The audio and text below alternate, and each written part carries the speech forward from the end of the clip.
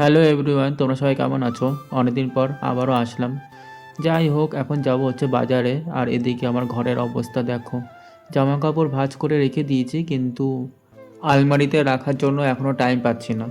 যাই হোক, এখন চলে যাব একটু বাজারে। বাজারে কিছু কাজ আছে, সেখানে কাজগুলো করে এসে তারপর বাড়িতে এসে জামা কাপড়গুলো ভাঁজ করে রাখবো। তাই চটপট গাড়িটাকে নিয়ে বেরিয়ে পড়বো। অনেকদিন গাড়িটাকেও চালানো হয় না। আর এই দেখো বাজারে চলে এসেছি, কিন্তু এখানে এসে দেখছি লাইন। যাই হোক, লাইনে দাঁড়িয়েছিলাম কিছুক্ষণ, তারপরে কাজ মাজ মিটে এই দেখো চলে এসেছি। আসার পথে একটা আইসক্রিম কিনে নিয়ে এসেছি। যা গরম বাইরে, আজকে এমনিতে বীভৎস গরম, জানি না কেন। আজকে বাবা লোকনাথ ঠাকুরের পুজো, আজকের দিনে বৃষ্টি হওয়ার কথা কিন্তু হয়নি। আর এদিকে আইসক্রিম খেতে গিয়ে দেখো কী হয়েছে, জামায় চকলেটে দাগ লেগে গেছে।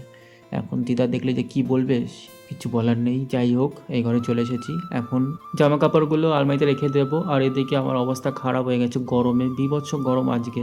কেন যে বৃষ্টিটা হলো না। তারপরে হাত মুখ ধুয়ে আসলাম।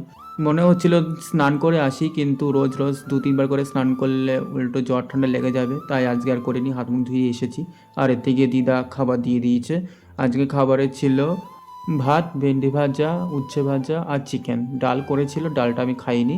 আর এদিকে দিদা আম কেটে দিয়েছিল, আমটা ভাত খাওয়ার পরে খেয়েছিলাম। তারপরে আর খেয়ে দিয়ে একদম শুয়ে পড়েছি।